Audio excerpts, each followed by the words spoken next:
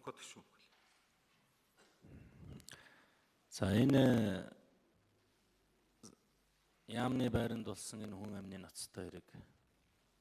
Энийг үйлдэлсэн этгээдийн тухай би хэдүү хэлье гэж бодож байгаа. Анх энэ Батхуу гэдэг хүний газрын дарга байсан бэл. Дараа нь одоогийн ерөнхийлөгчийг зам тээврийн сайд авахад газрын дарга байсан. Дараа нь Уул Уурхай яамд газрын дарга байсан. Сая зам тээврийн яамд буцаад газрын дарга хийчихсэн. Түрүү намын томилгоо өнтер гэж зарим хүмүүс ярьж байгаа шиг байл.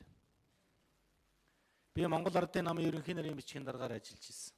Нарийн бичгийн даргаар ажиллаж ирсэн. Залуучдын холбооны байгууллагын ерөнхий нарийн бичгийн даргаар ажиллаж ирсэн. Би Монгол Ардын гишүүн байсныг бол би л мэдэхгүй. Ямар ачтай буянтай нүүртэй нүнжигтэй хүн болохоор ингээд бүх сайдуудын нүүрэн дээр, бүх төрийн нүүрэн дээр яамны дарга хийж явж байгаад яамыг өөрийнхөө удирдах ингээд одоо хэрэг хийгээд ингээд төрийн нэр нүрийг ингээд шороотой утгадаг юм бэ гэдгийг би одоо бодоод ойлгохгүй байна. Би халтар сайдад нэг зүйлийг хэлье. Дэд сайдад.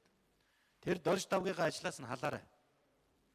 Энэ хүн амны бүх үндслэл нөхцөл тэр дорж давгтай чинь салшгүй холбоотой шүү. Тэр хүн одоо хилцээний дарга хийгээ явж байгаа.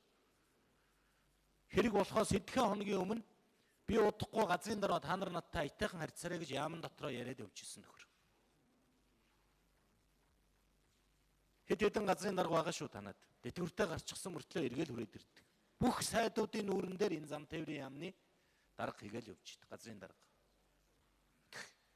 Нямдарж гишүүний хэлдгээр ёстой ялзрал. Би Нямдар сайдад бас нэг тэр дөрвөн ялахгүйгэн хүүхдэд тэврээд үлтийгээд үлдсэн хохироод үлдэж байгаа тэр билвсэн ихнэрийн тэр хүүхдүүдийн нэр төрийг нь сэргээж өгөөрэй. Тэр зүйл ангийн цагдаагийн байгууллага зөвөр зүйлчлээсэй гэж би хүсэж байгаа. Одоо яаж ийнө вэхээр бараг тэр талигаачийн буруу юм шиг ийм байдлаар зүйл анги нь явж байгаа юм билээ. Тэр дөрвөн хүүхэд насанд хүрээд эцэс нь мэднэ.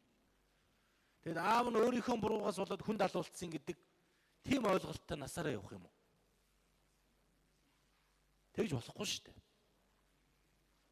Тийм учраас энэ юмыг бол одоо салбарыг хариуцж байгаа удирдах байгаа сайд нар энд анхаарал хандуулж Монгол улсад энэ хууль шүүх цагдаагийн байгууллага шударга ёс гэж байдаг юм бол эрх мэдэлтний өмнө эд хөрөнгөтний өмнө бүхийдгүй шударга ёс, шударга хууль хяналт гэж байдаг юм бол энэ хэрэг дээр яаж үйлчлэх вэ гэдгийг харах ард түмэн харж байгаа гэдгийг хэлье.